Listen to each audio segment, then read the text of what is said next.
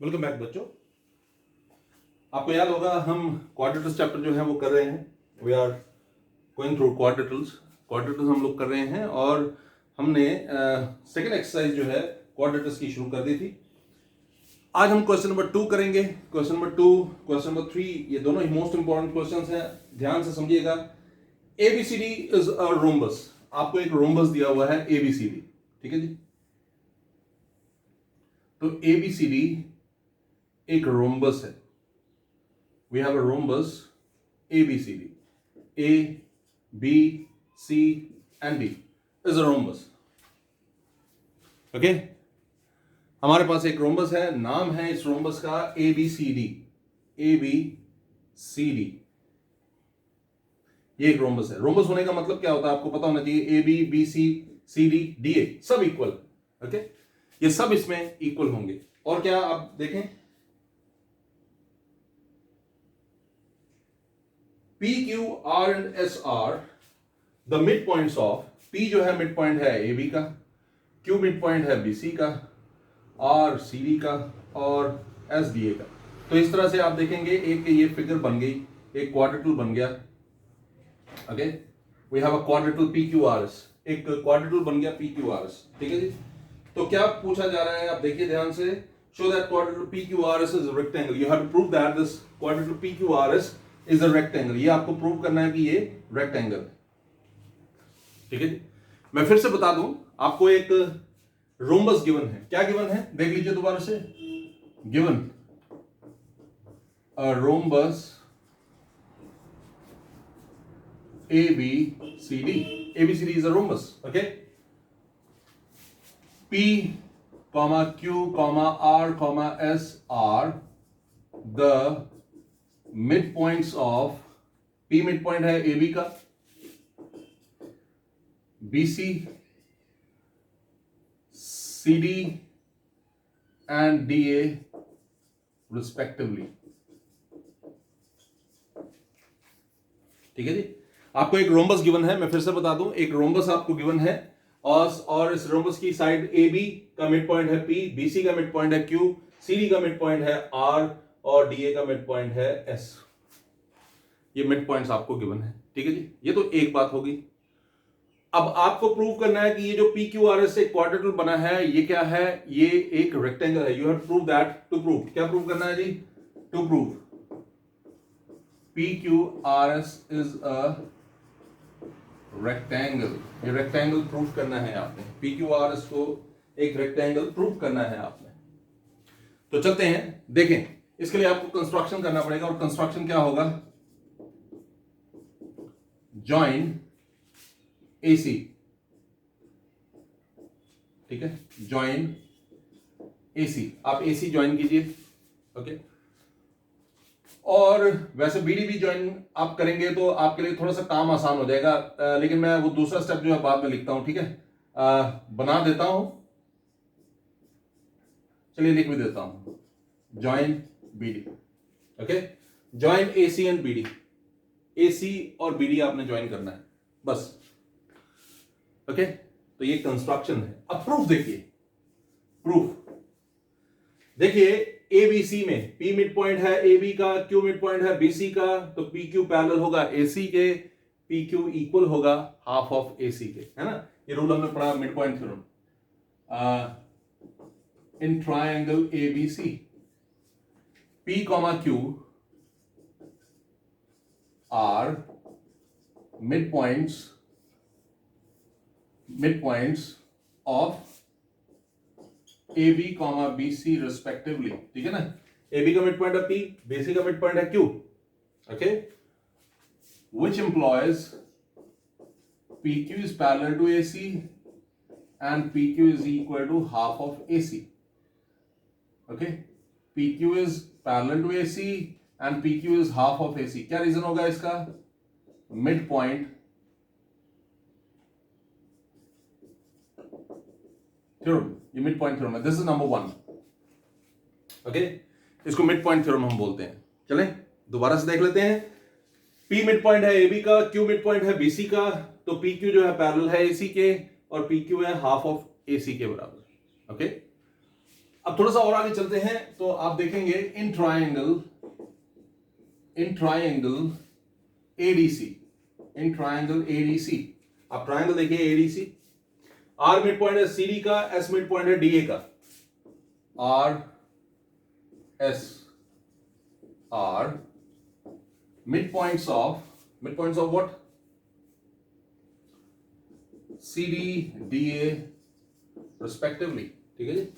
तो इसका क्या मतलब है, इसका मतलब है which implies RS is parallel to AC and RS is equal to half of AC. RS is parallel to AC and RS is equal to half of AC. क्या reason देंगे आप, यहां पर भी मिड पॉइंट थ्योरम, ठीक है। This is number 2। मैं repeat कर रहा हूं आपके लिए, आप ध्यान से देखिएगा। ट्रायंगल देखिए एबीसी, पी मिड पॉइंट है एबी का, क्यू मिड पॉइंट है बीसी का, तो पी क्यू पैरेलल हो गया एसी के, पी क्यू हो गया हाफ ऑफ एसी के। आर मिड पॉइंट है सीडी का, एस मिड पॉइंट है डीए का, आर एस पैरेलल हो गया एसी के, R S is equal to half of AC. Okay, तो आपने 2 पॉइंट्स बना लिए, एक ये हो गया, एक ये, यहां पी क्यू पैरेलल है एसी के और आर एस भी पैरेलल है एसी के, तो हम लिखेंगे from 1 and 2 P Q is parallel to R S. Okay, और यहां पर P Q half of AC, R S half of AC, and P Q is equal to R S, P Q parallel to R S, P Q equal to R S. यहां पर ये बन गया आपके पास, ठीक है जी। What does that mean, that mean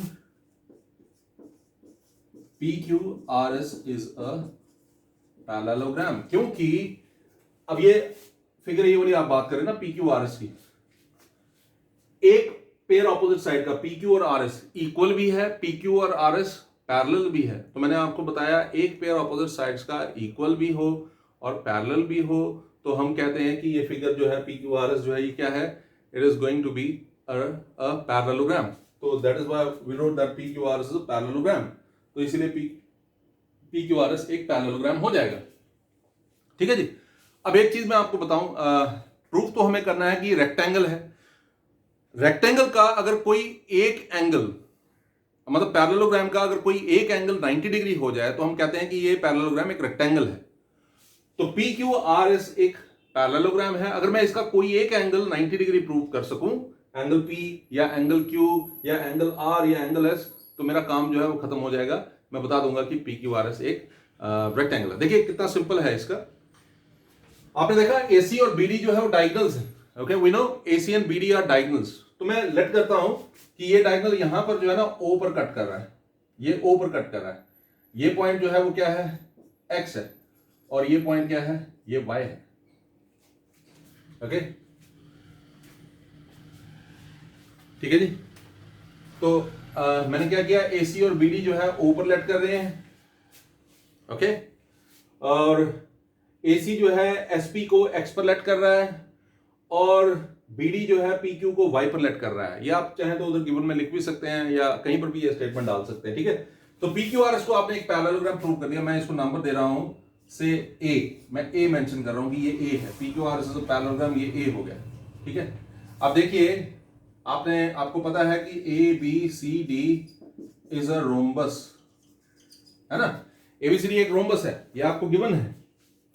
अगर एबीसीडी रोम्बस है तो इसका क्या मतलब है, which means ये गिवन था, इसका मतलब है that AC is perpendicular to BD. Why? क्या रीजन होता है, diagonals of a rhombus are perpendicular bisector of each other, मतलब they are perpendicular to each other, तो है ना, वैसे perpendicular bisector of each other होता है, लेकिन आप यहां पर हमें सिर्फ perpendicular की जरूरत है। क्या रीजन देंगे, because diagonals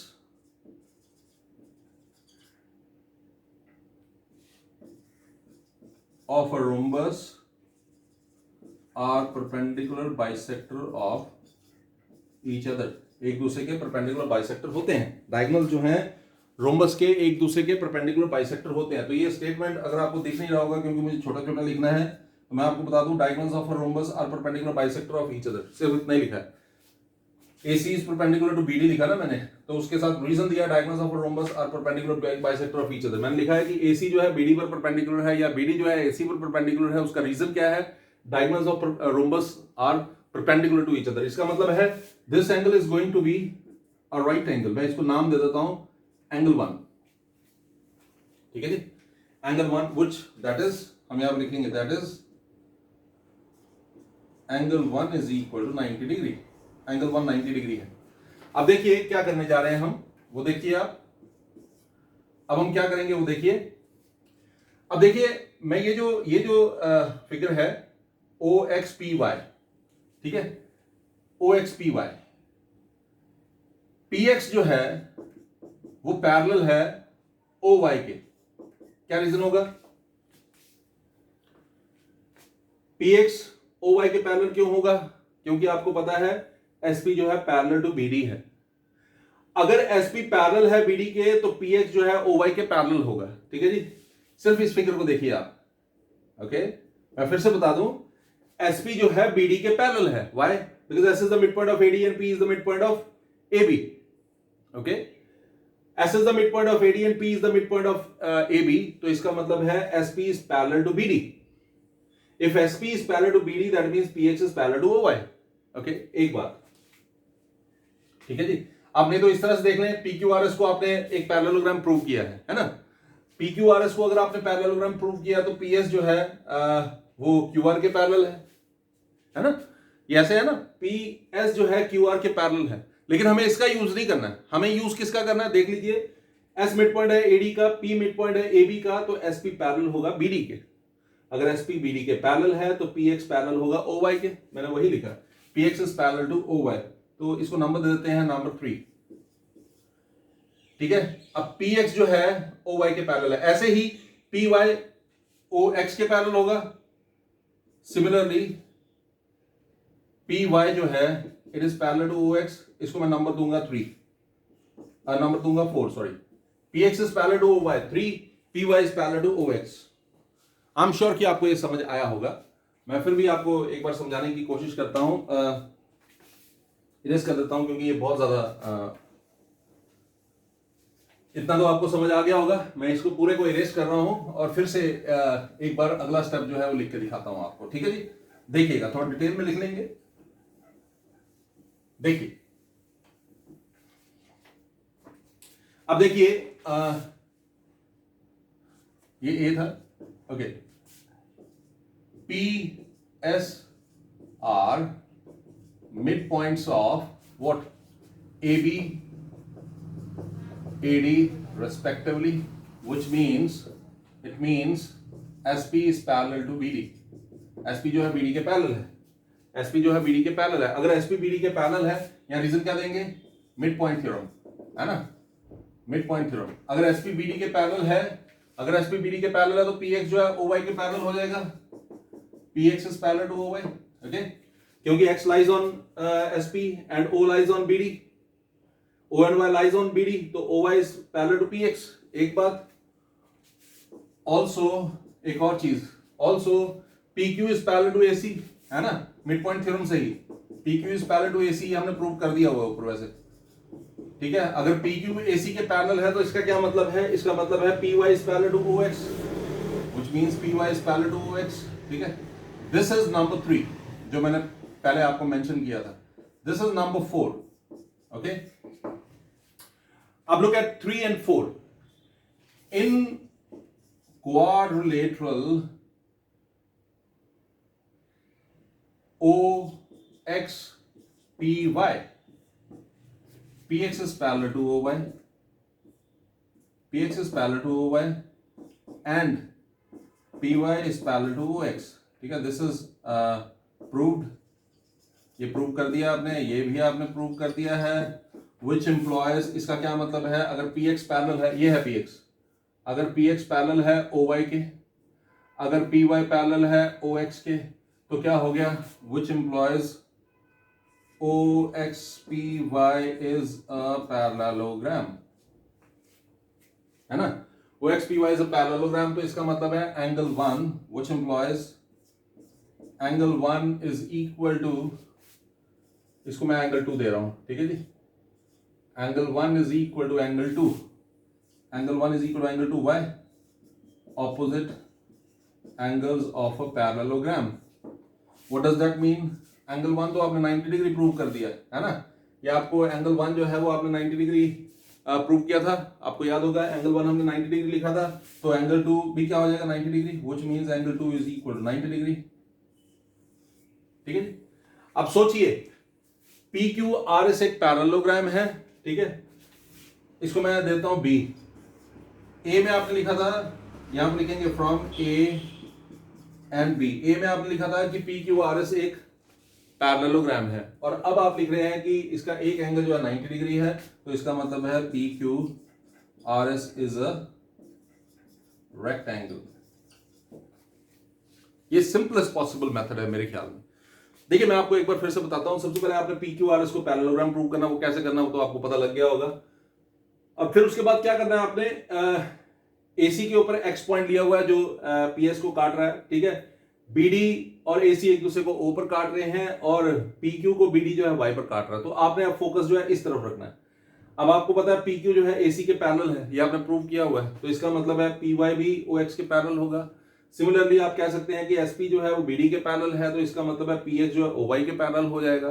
तो अब आप इतने से फिगर को देखिए, ओएक्स पीवाई को, पीवाई आपने कहा ओएक्स के पैरेलल है, अब आप कह रहे हैं पीएक्स ओवाई के पैरेलल है, तो इसका मतलब है कि OX PY is a parallelogram. अगर ये पैरेललोग्राम होंगे तो ये एंगल ये इस एंगल के बराबर होगा, angle 1 is equal to angle 2।